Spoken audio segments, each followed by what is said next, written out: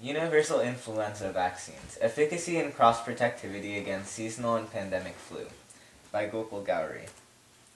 Influenza kills about 500,000 people worldwide on a yearly basis and 30,000 people in the United States alone. In pandemic years, mortality can increase to millions. For example, in 1918, the Spanish influenza caused 50 million deaths. There are approximately 3 worldwide pandemics per century, with the most recent being the 2009 swine flu pandemic. Vaccination is very difficult to predict as a result of a phenomenon known as antigenic shift and drift that are represented in the graphic above. The CDC and WHO gather data as to which viruses are circulating in various parts of the world to determine which viruses are likely to be prominent in the upcoming flu season. Sometimes, antigenic drift causes a virus to mutate slightly from season to season. In addition, antigenic shift can cause viruses to mutate so rapidly that they become entirely different strains, which cause pandemics. One proposal for reducing the severity of the flu is implementing something called a universal vaccine. When strains mutate and form new, altered strains, the seasonal vaccines will no longer protect from influenza. A universal vaccine is made with a protein that is conserved in many different strains of the virus, and would be able to prevent in cases of antigenic shift as well as antigenic drift. One type of universal vaccine proposal is a DNA vaccine. This is a vaccine based off a plasmid that would produce a protein to elicit immunogenic reactions. The ideal universal vaccine would be based off a protein with 100% conservation rate. However, such proteins have not been discovered yet, so we must strive for the protein with the most highest conservation rates.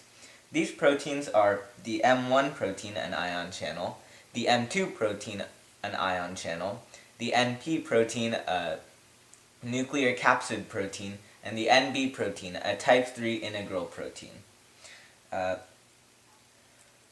purposes of this experiment were to analyze various proposed universal vaccines and to predict the vaccine that provides the most efficacy and cross-protectivity against seasonal and pandemic influenza strains, and use this information to construct an ideal vaccine.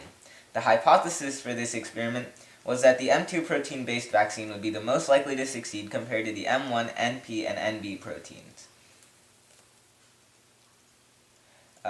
First, by using the U.S. Center of Disease Control website, the most common flu strains were subtyped during each season from 2001 to 2013, and the vaccines that were used in those seasons were found.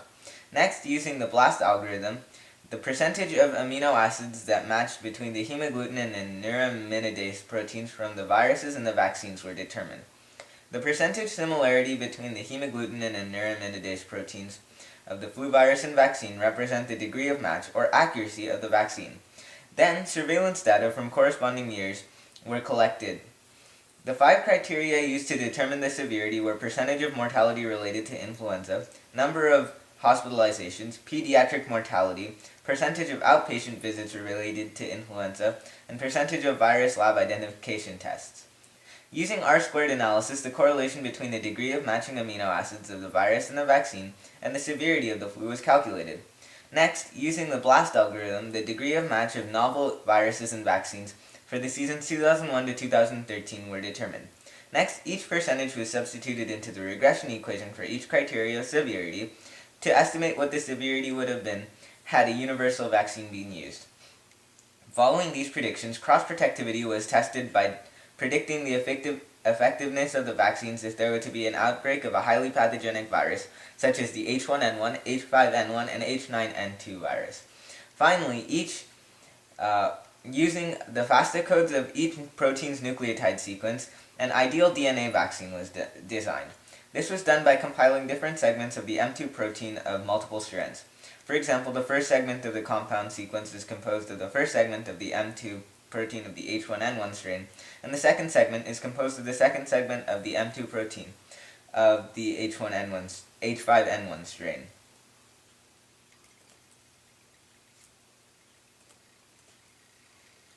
Table 1 shows the percentage of matching amino acids for the hemagglutinin proteins between flu vaccines and flu viruses from 2001 to 2013. The degree of match ranged between 90 and 100%, except for the 2009 flu season, which had a degree of match of 79%. The severity data for certain years are occasionally incomplete due to a lack of accurate data. Table 2 shows the estimated severity of universal and current vaccines. This was calculated by evaluating the regression equations for the average degree of match of each type of vaccine. The M2 DNA vaccine had a lower estimated average severity than every other type of vaccine in each category. Table 3 shows the estimated risk reduction of the M2 protein and the M2 DNA vaccines in the 2009 to 2010 flu season. Risk reduction is calculated by evaluating the quotient of the difference in severity and the total severity. The M2 DNA vaccine had a higher risk reduction in every category with an average 6% increase. Graph 1 shows the estimated cross-protectivity of the current and most successful novel vaccines in comparison with the H1N1, H5N1, and H9N2 viruses. The M2 DNA vaccine had the highest cross-protectivity with all three species by a significant margin, followed by the M2 amino acid vaccine, the M1 amino acid vaccine, and then finally the HA amino acid vaccine. All three universal vaccines were significantly higher in the cross-protectivity of the current vaccine.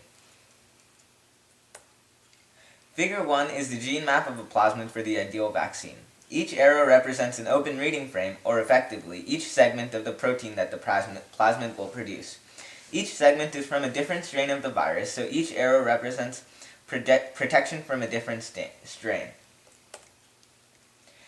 In the first phase of my project, I determined the correlation between the percentage of matching amino acids of the viruses and vaccines and the severity of the flu for one season.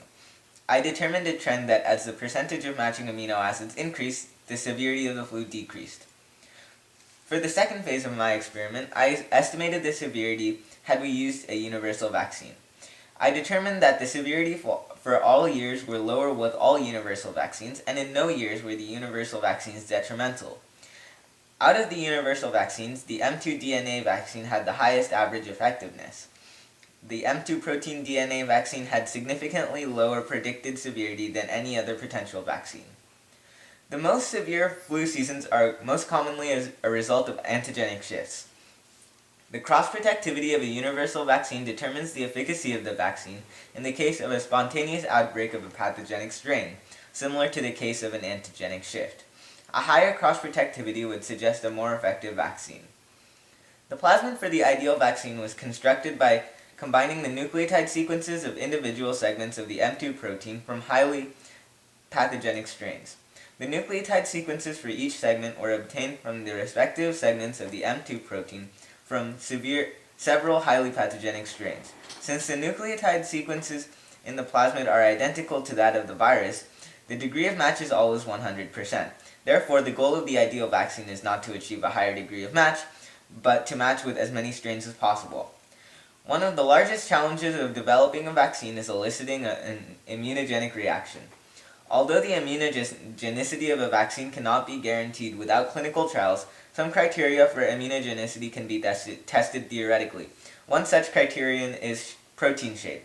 When the first concept map of this plasmid was created, it was an amalgamation of different segments of different proteins from different strains. Upon further research, it was realized that this is not a plausible proposition, as the varying lengths of the nucleotide sequences of respective segments of these proteins would lead to a radically altered quaternary structure and consequently an altered shape. However, as the amino acid sequence length of specific proteins are constant between subspecies, it was determined that the most successful ideal vaccine would be a plasmid consisting of the segments of the most conserved proteins. As a result, the proposed ideal vaccine consists of nucleotide sequences of the segments of the M2 protein from the H1N1, H5N1, and H9N2 proteins. Thank you.